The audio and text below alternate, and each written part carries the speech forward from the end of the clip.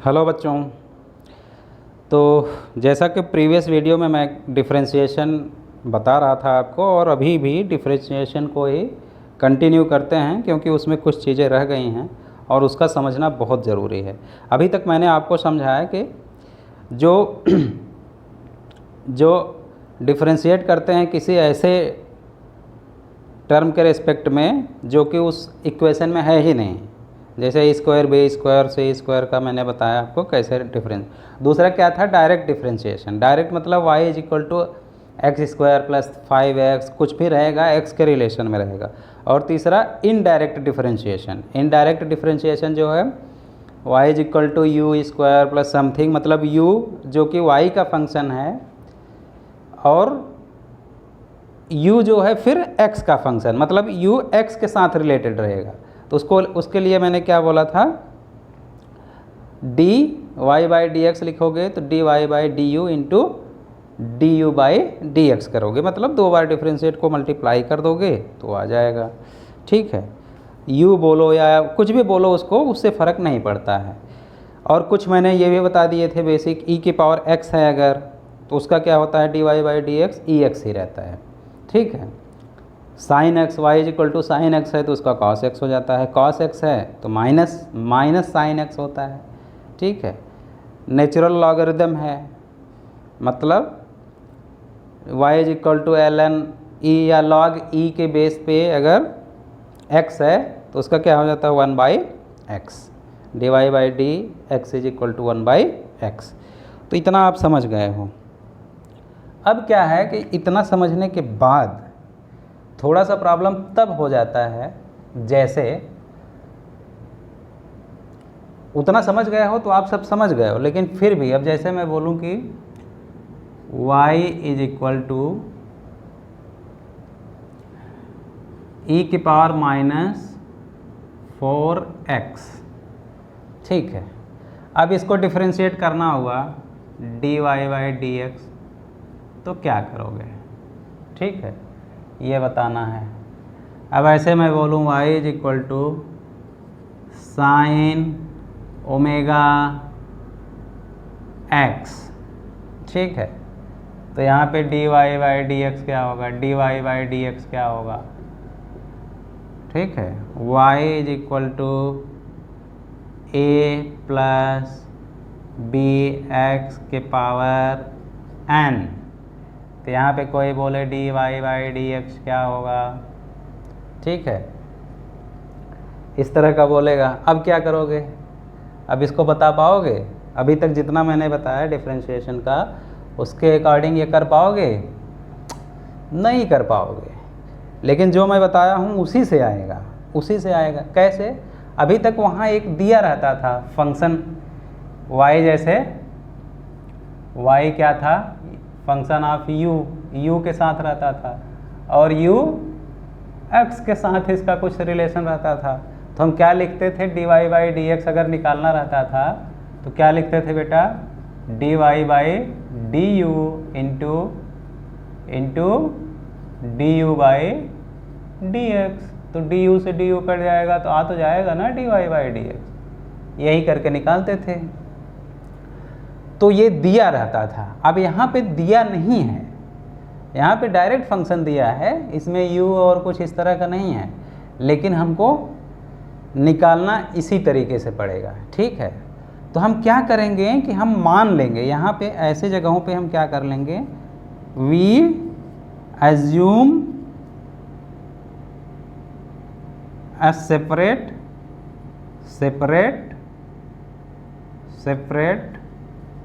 Function. ठीक है, मतलब यानी कि जहाँ भी हमें इस तरह का वो लगे तो हम इसको एक मान लेंगे। अब मान लो ये हो गया e की पावर, हमें ये पता है कि y is equal to e अगर x है तो D Y by D x करोगे तो वो e के पावर x ही आएगा। अगर यहाँ खाली x होता तो वही लिख देते, लेकिन यहाँ -4x है। तो हम क्या करेंगे? इसको मान लेंगे, इसे फंक्शन ऑफ फंक्शन, यानी कि डबल फंक्शन बना के निकालेंगे। हम मान लिए सपोज मतलब एज्यूम कर लिए, एज्यूम कर लिए, एज्यूम एज सेपरेट फंक्शन, यानी कि मान लो क्या, उसको मान लो z इज इक्वल टू क्या हो जाएगा -4x, ठीक है।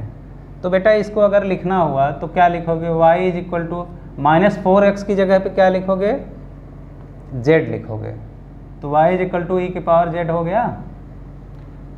अब अगर इसको कोई बोलता dy/dz करो, dy/dz करो, तो क्या हो जाएगा, जैसे e⁻x था, dy/dx e⁻x ही था, तो यहाँ भी e⁻z ही लिखोगे, ठीक है।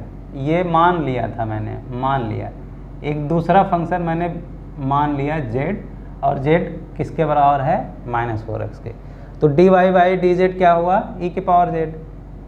अब हमें क्या निकालना है, dy/dx, तो इसके लिए क्या करना पड़ेगा, एक तो dy/dz करेंगे इंटू dz/dx, यही तो dy/dx, तो dy/dz ये हो गया, और dz/dx करोगे तो क्या हो जाएगा, z is equal to 4x है, तो dz/dx करोगे तो -4 तो रहेगा ही, और x के पावर 1 है, तो 1 इधर आ जाएगा, तो 4 इंटू 1 4 ही रहेगा, और 1 - 1 क्या हो जाएगा, -4, और x के पावर 0, और किसी के पावर 0 का मतलब वहाँ क्या होता है, 1, तो क्या हो गया, -4। तो dz/dx -4 आया, और dy/dz e⁻z आया, तो यही हम यहाँ लिख दें, तो इसकी वैल्यू कितना आया, e⁻z इंटू इसकी वैल्यू कितना आया, -4 इंटू -4, तो इसे क्या लिख दोगे, -4 e⁻z। अब z की वैल्यू रख दो, क्योंकि z तो है ही नहीं, z तो इसकी जगह पे रखे हैं, तो z की वैल्यू रख दोगे तो क्या आ जाएगा बेटा, -4 e⁻-4x, यही आ गया, यही आ गया, तो यानी कि इसका क्या हो गया, इसका क्या हो गया, -4 e⁻-4x, यही तो जो भी एक तरह से मतलब ये याद भी रहेगा तो बेटर रहेगा, जैसे y is equal to e⁻, -λt, इस तरह का कुछ है, तो dy/dt अगर कोई पूछे तो क्या कर दोगे, तो हमें यह है कि इसमें से जो संख्या है वो बाहर आ जाता है, और जो t है वो वहीं रह जाता है, तो -λ इंटू e⁻-λt, ये एक तरह से वही तो हुआ, यही तो हुआ। तो जो संख्या है, जो कांस्टेंट है, उसको बाहर ला दो, उसका जो साइन है उसके साथ लाओगे, ठीक है। अगर ये माइनस ना होता, मान लो e⁻λt है, तो लैम्डा खाली बाहर ला देते, लैम्डा इंटू e⁻λt, तो ये मान लोगे। तो ये समझ में आया, ये वाला समझ में आया, ठीक है। इसी तरह दूसरा समझ में आ रहा है, इससे सरल तरीके से और नहीं समझाया जा सकता। अभी हमको पता था बेटा, क्या पता था, y इज इक्वल टू अगर साइन x है तो dy/dx क्या लिखते थे, cos x हो जाता था, cos x, यही तो साइन का cos हो जाता था। अब यहाँ पे क्या है,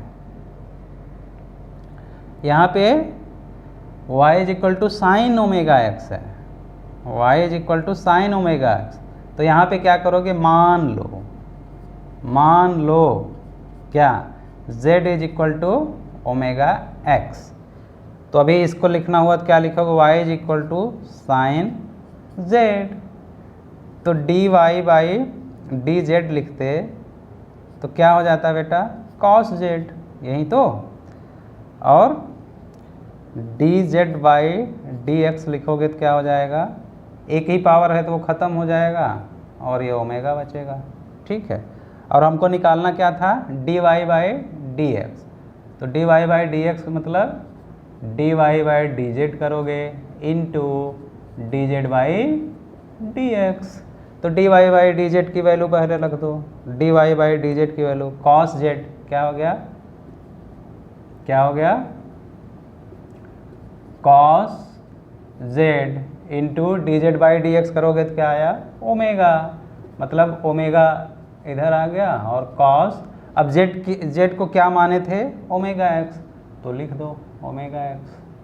ठीक है, ये सब बहुत इम्पॉर्टेंट है। जितने भी variable, time variable, angular velocity हुआ, अल्टरनेटिंग करंट में, सिंपल हार्मोनिक मोशन में, सारे इक्वेशन, सारे क्वेश्चन, इवन वेव में, उन सब के ढेर सारे क्वेश्चन इसी फार्मूले पर आएंगे आपके। ठीक है, ये पता रहेगा तो उधर के सारे सवाल आपके इजी हो जाएंगे। अब तीसरा देखो,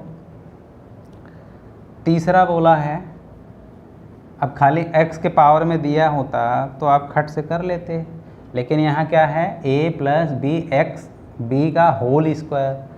अब या तो इसको पहले पूरा सॉल्व कर लो, वो करो, या क्योंकि वो करने में लंबा हो जाए, a प्लस बी एक्स का होल स्क्वायर मतलब इसका स्क्वायर प्लस इसका स्क्वायर प्लस 2, ये b और वो करोगे, फिर डिफ्रेंशिएट करोगे, और ये स्क्वायर ही नहीं, ये तो n है, मैं 3 कर दूँ 4 कर दूँ तब तो वाट लग जाएगी।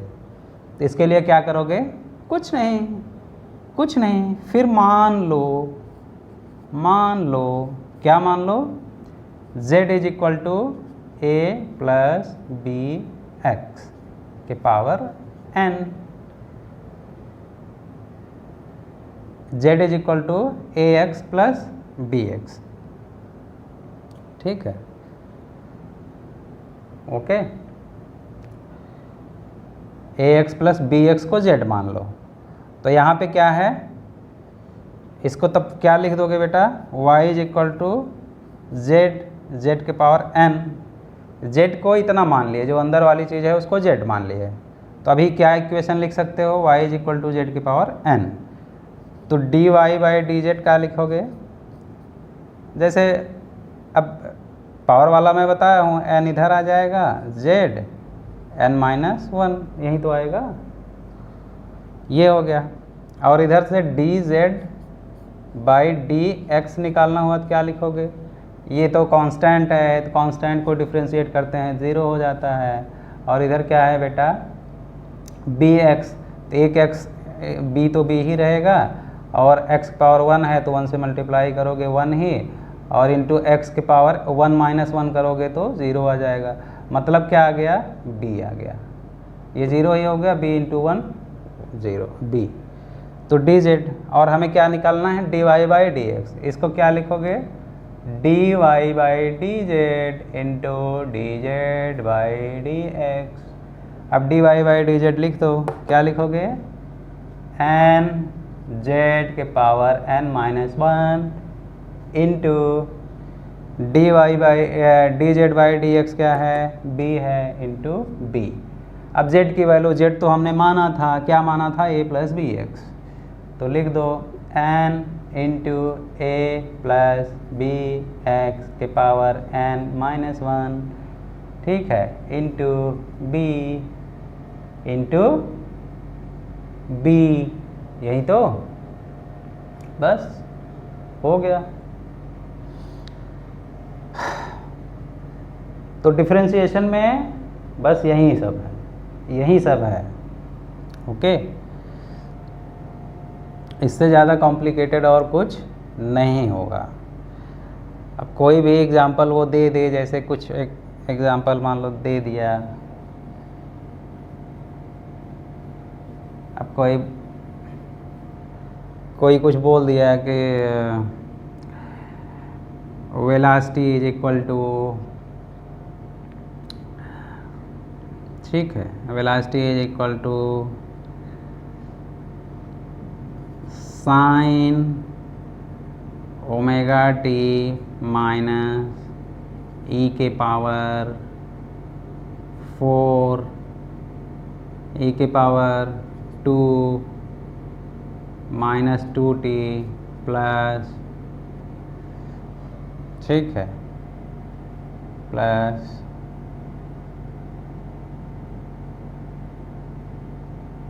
Plus T cube.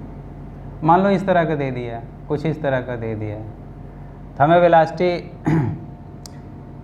मान लो ये डिस्टेंस है, डिस्टेंस का इक्वेशन ऐसे है, तो कोई पूछ दिया वेलोसिटी बताओ, वेलोसिटी बताओ, तो वेलोसिटी के लिए क्या करोगे, ds बाई डी टी करोगे, ds बाई डी टी। अब इसको डिफ्रेंशिएट करना है t के।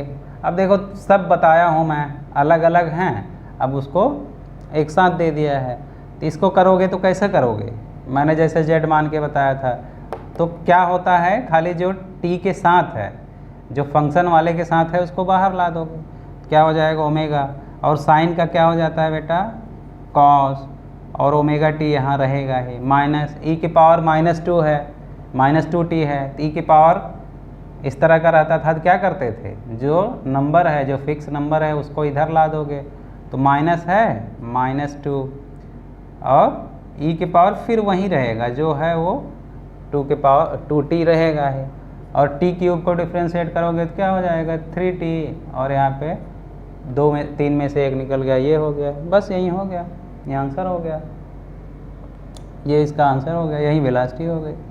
ठीक है, तो डिफ्रेंशिएशन का मतलब रेट बताता है, चेंज बताता है कि दूसरे के साथ, दूसरे के रेस्पेक्ट में पहला किस रेट से चेंज हो रहा है।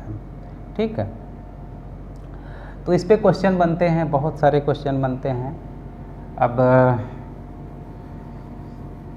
इसका मैं, ठीक है, 1-2 क्वेश्चन आपको बता देता हूँ।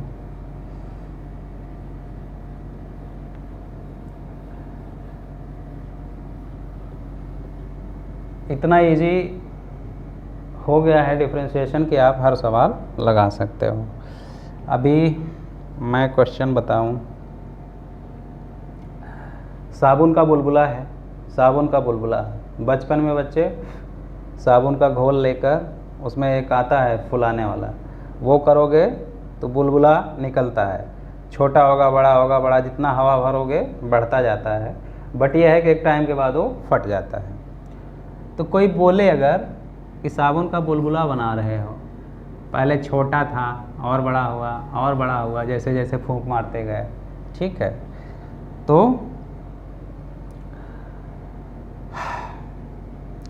तो इसका वॉल्यूम भी तो बढ़ेगा, इसका रेडियस बढ़ रहा है, रेडियस बढ़ रहा है, रेडियस बढ़ रहा है, रेडियस बढ़ रहा है, तो इसका वॉल्यूम भी बढ़ेगा। ठीक है, तो कोई बोल रहा है कि एक सोप बबल है, उसका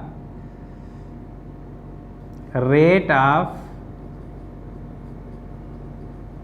change in radius, rate of change of radius in radius मान लो 2 सेंटीमीटर पर सेकेंड है, तो what is rate of change in volume when radius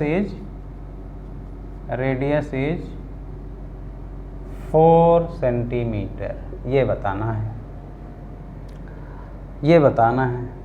तो rate of change in volume बताना है। ठीक है, कब, जब रेडियस 4 सेंटीमीटर। आप पॉज करके लगाओगे तो लग जाएगा, लेकिन फिर भी मैं बता दूं कि वॉल्यूम जो होता है, जो बबल होते हैं या गोले होते हैं, उनका वॉल्यूम क्या होता है, आप 4/3 पाई आर क्यूब, ये होता है बेटा। अब यहाँ पे देखो, मैं जो सबसे पहला बताया था, यहाँ रेट ऑफ चेंज मतलब टाइम के साथ हमको निकालना है, तो टाइम के साथ हमको डिफ्रेंशिएट करना है, तभी तो टाइम रेट बताएंगे। Differentiate with respect to time.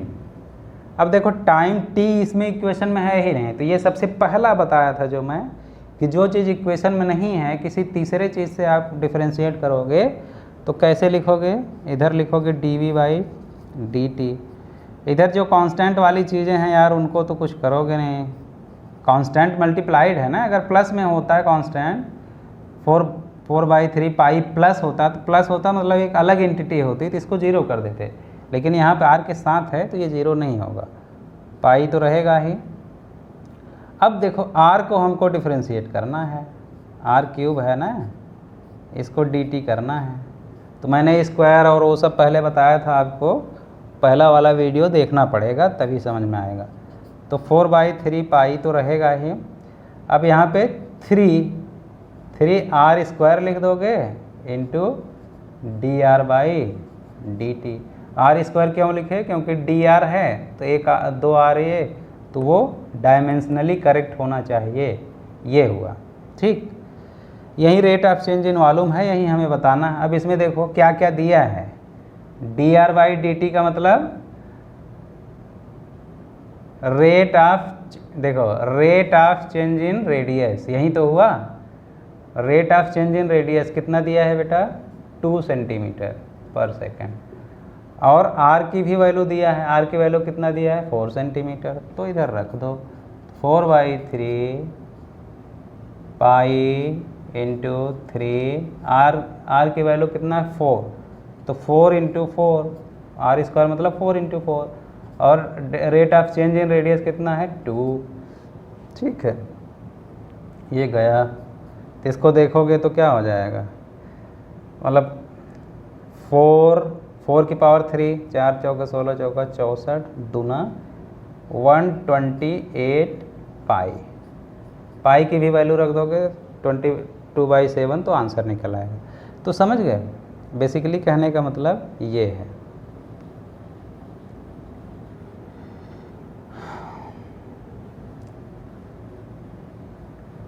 ठीक,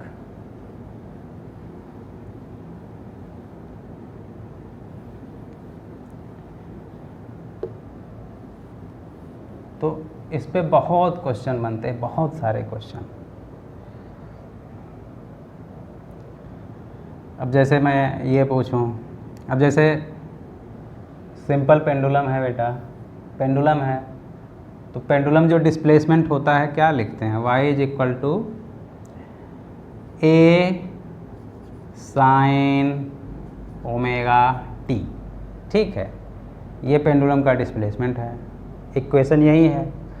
अब हमको साइन को सिम लिख रहा हूँ, sin ωt।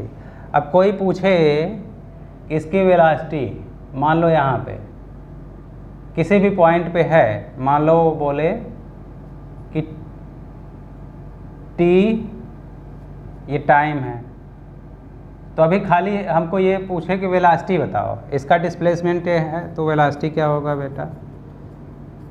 वेलोसिटी, तो वेलोसिटी क्या होती है? v = displacement by time dy/dt। अब अगर dy/dt करोगे तो साइन वाला मैंने क्या बोला था, इसको z मान लोगे तो z करोगे तो dy/dz इंटू dz/dx करोगे। ठीक है, तो क्या हो जाएगा? ओमेगा बाहर आ जाता था और ये अंदर रहेगा, a, ठीक है, इंटू, ठीक है, a तो रहेगा ही, इसके साथ है कांस्टेंट है, इंटू ओमेगा बाहर आ गया, और साइन का क्या हो गया? cos ωt। साइन का क्या हो गया? cos ωt, मतलब a cos ωt, यही उसका वेलोसिटी हो गया। अगर इसको फिर से डिफ्रेंशिएट करो, कोई बोले एक्सीलरेशन क्या होगा, एक्सीलरेशन क्या होगा, तो एक्सीलरेशन के लिए क्या लिखोगे? a = dv/dt। इसको फिर से डिफ्रेंशिएट करोगे तो फिर ये ओमेगा बाहर आ जाएगा, मतलब ओमेगा a तो है ही इंटू ओमेगा, और कॉस का क्या हो जाएगा? Minus sine ωt। तो क्या आ जाएगा बेटा? Minus ω² a sine ωt। ये एक्सेलेरेशन हो गया। ये सब आपको याद रखना पड़ेगा, ये सब याद रखना पड़ेगा, इस पे बहुत क्वेश्चन आते हैं। ये वेलोसिटी हो गया और ये डिस्प्लेसमेंट है, डिस्प्लेसमेंट। ये माइनस साइन लगता है, माइनस साइन का मतलब ये पेंडुलम जब इधर जाता है तो इस पर एक्सीलरेशन या फोर्स किधर लगेगा? ये होगा। वेलोसिटी इधर है, जा इधर रहा है, लेकिन फोर्स किधर लगेगा? इधर लगेगा। यानी और अगर इधर जा रहा होगा, इधर जब वेलोसिटी जाएगी तो फोर्स किधर लगेगा? इधर। वो हमेशा सेंटर की तरफ, तो माइनस साइन क्या रिप्रेजेंट करता है, सेंटर की तरफ। बहुत इंपॉर्टेंट ये है।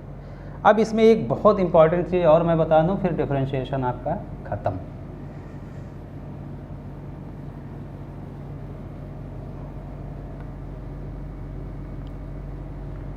फिर डिफरेंशिएशन आपका क्या हो जाएगा, ख़त्म। ये देखो, अब मान लो कुछ ऐसा है, कोई ऐसे ग्राफ है, ठीक है, इस तरह का, तो x है, इधर y है, तो dy बाई डी एक्स क्या है, dy बाई डी एक्स क्या है, स्लोप है। स्ट्रेट लाइन होता तो वो कांस्टेंट होता, लेकिन यहाँ पे स्ट्रेट लाइन है नहीं, ठीक है, तो स्लोप है वो।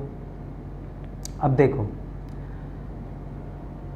अब किसी भी पॉइंट पे मान लो एक पॉइंट ये लिए, एक पॉइंट ये है A, एक पॉइंट ये है B, एक पॉइंट ये है C, एक पॉइंट ये है D। 4 पॉइंट हैं। अब चारों पॉइंट पे अगर हम स्लोप देखें, स्लोप का मतलब, तो वहाँ से एक टेंजेंट लाइन, स्पर्श रेखा खींचोगे, टेंजेंट लाइन, ठीक है, इस पे देखोगे तो ये बी पॉइंट पे कुछ इस तरह का आएगा, सी पॉइंट पे टेंजेंट खींचोगे फिर ऐसे जाएगा, और डी पे खींचोगे तो ऐसे आएगा। अब देखो एक्स के साथ कौन कौन क्या एंगल बना रहे हैं।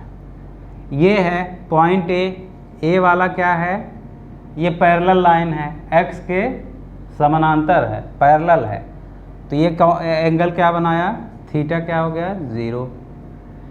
बी वाला कैसा बना रहा है, ये लाइन ऐसे जा रहा है, तो ये इधर कुछ बनाएगा थीटा, ठीक है, तो ये है कि ये 90 से कम होगा, बी वाला जो होगा theta less than, theta is less than 90, ठीक है। सी पर जाओगे फिर 0, और डी पर जाओगे तो मोर दैन, थीटा क्या है, मोर दैन 90, ठीक। अब बेटा d Y by D x जो स्लोप होता है, इसी को tan थीटा बोलते हैं, तो इसको अगर tan 0 करोगे तो क्या आ जाएगा, 0। इसमें क्या करोगे तो tan जो भी आएगा लेस दैन 90, ठीक है, लेस दैन 90 आएगा, तो इसका मतलब क्या आएगा,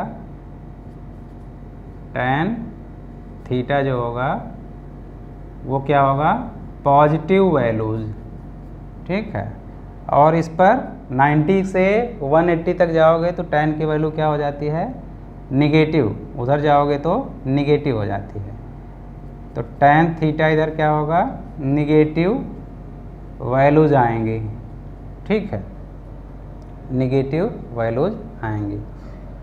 तो अब देखो इसका मतलब क्या हुआ, यानी कि 2 बार 0 आ रहा है, यहाँ पे भी tan 0 इज इक्वल टू 0। तो जो देखो 2 पॉइंट, इसमें अगर देखें तो ये ग्राफ का सबसे मिनिमम वैल्यू है, ठीक है, और ये ग्राफ का कौन सा पॉइंट है, मैक्सिमम पॉइंट, मैक्सिमम, ठीक है। तो बेटा एक चीज़ तो क्लियर हो गया कि अगर कोई भी ग्राफ दिया है एक्स वाई या A T V T D S T, किसी के बीच में भी ग्राफ दिया है, अगर उसका d Y by D x अगर 0 आता है, ठीक है, तो उसके 2 वैल्यू हो सकते हैं, एक मैक्सिमम वैल्यू, मैक्सिमम, और दूसरा क्या हो सकता है, मिनिमम। देखो इधर ये मिनिमम वैल्यू, इस ग्राफ का इससे नीचे कोई वैल्यू है नहीं है, और मैक्सिमम वैल्यू देखें तो यहाँ पे है, उससे बड़ी कोई वैल्यू नहीं है, इससे ना नीचे आ रहा, उससे ना ऊपर जा रहा, ये लोवेस्ट पॉइंट है, वो हाईएस्ट पॉइंट है, तो मैक्सिमा हो गया ये मिनिमा, तो इसे शॉर्ट में मैक्सिमा बोलते हैं, मैक्सिमा, और इसको शॉर्ट में क्या बोलते हैं, मिनिमा, मतलब हाईएस्ट वैल्यू लोवेस्ट वैल्यू। ये तो ज़ीरो हो गया। अब देखो, अब यहाँ पे क्या है कि इससे अगर जस्ट पहले देखोगे तो tan थीटा क्या है, ये पॉजिटिव है, ठीक है, यानी मैक्सिमम, और उसके जैसे ही आगे जाओगे तो tan क्या हो गया, वो निगेटिव, ये 90 से ज़्यादा हो रहा है, ये 90 से ज़्यादा हो रहा है, तो tan थीटा क्या आ गया, निगेटिव। यानी मैक्सिमा से पहले तो कोई चांस नहीं है, मैक्सिमा के बाद, यानी मैक्सिमा या मैक्सिमा के बाद जो इस ग्राफ का जो रेट हो रहा है चेंज होने का, वो क्या होगा, निगेटिव होगा। यानी कि हम इसको ये बोल देते हैं कि इसको 2 बार डिफरेंशिएट कर दिए। किसी चीज़ को 2 बार डिफरेंशिएट करते हैं तो उसको d2 लिखते हैं, d2y अपान dx स्क्वायर। y के रेस्पेक्ट में x से अगर 2 बार डिफरेंशिएट करेंगे तो क्या लिखोगे, यानी जो इक्वेशन समझ लो कि मान लो y is equal to 2t की पावर क्यूब है, ठीक है, तो एक बार डिफरेंशिएट करोगे, t क्या मैं x लिख दूँ, तो एक बार करोगे dy बाई dx, क्या लिखोगे, 6x स्क्वायर हुआ।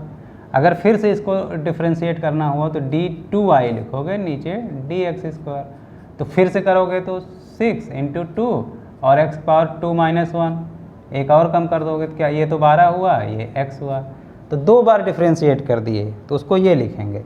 तो 2 बार डिफरेंशिएट करोगे तो मैक्सिमा के लिए बेटा देखो, उसको आगे डिफरेंशिएट किए, जैसे ही आगे गए तो क्या आया, वैल्यू क्या आएगी, लेस देन 0। डिफरेंशिएट करोगे डबल तो इधर क्या हो गया, माइनस में वैल्यू आ रही है, माइनस में वैल्यू। और कोई भी माइनस में वैल्यू में बहुत पहले वहीं से स्टार्ट किया था कि कोई भी माइनस में वैल्यू है, -3 कुछ भी, तो वो 0 से छोटे हैं, ठीक है, ये हो जाएगा। और इसके लिए, ये किसके लिए हो गया बेटा, मैक्सिमा के लिए, मैक्सिमा के लिए, ये मैक्सिमा के लिए हो गया, ठीक है। और तो इसके लिए मैं क्या लिख दूँ, d2y by dx square it should be less than 0। और मिनिमा के लिए क्या लिखोगे, d2y by dx square it should be more than 0। यहाँ पे पॉजिटिव आ रहा है, यहाँ पे पॉजिटिव आ रहा है। तो ये चीज़ आप याद रख लो, ये भूल जाओगे तो बहुत तकलीफ़ देगा आपको, इतना आप कभी मत भूलो। इस पे बहुत चीज़ें बेस्ड हैं, बहुत क्वेश्चन आते हैं, और ये आप भूल गए तो समझ लो, इसको नोट कर लो। dy बाई dx करो 0 हुआ तो मैक्सिमम वैल्यू भी हो सकती है, मिनिमम हो सकती है, लेकिन अगर उसको दोबारा जब डिफरेंशिएट करोगे, अगर लेस दैन 0 आ गया तो मैक्सिमम होगा, और मोर दैन 0 आया तो मिनिमम होगा। इसको ये भी बोलते हैं, मैक्सिमम वैल्यू अगर कोई होगा तो वो स्टेबल होगा कि अनस्टेबल होगा, अनस्टेबल होगा, अनस्टेबल, अनस्टेबल। और मिनिमम वैल्यू होगी तो स्टेबल, अनस्टेबल इक्विलिब्रियम या स्टेबल इक्विलिब्रियम।